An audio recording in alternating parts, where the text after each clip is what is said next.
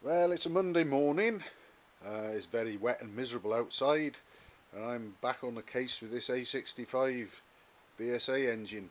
And not much more to say here as of yet, but I've removed the oil pump and timing gear off the crankshaft, and I'm ready to unbolt the cases almost and separate them and have a look inside. And I just thought I was just going to start picking off the old base gasket to get it out of the way.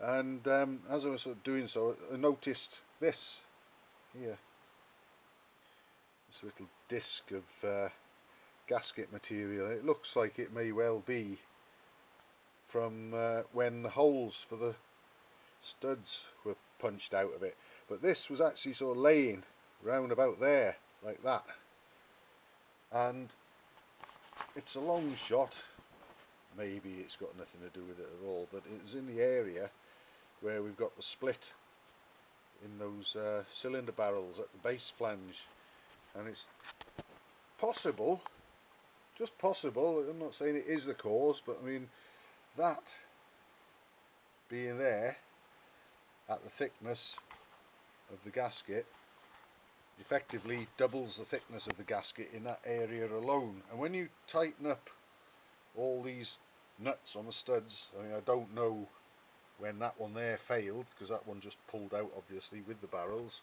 The threads are stripped, so I'm going to have a look at that.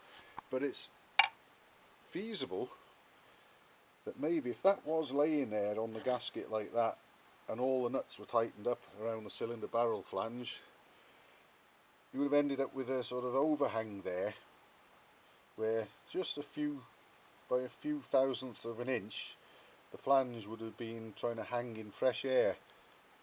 And when this one's been tightened down, remember that the brake was about there, running across to around about there.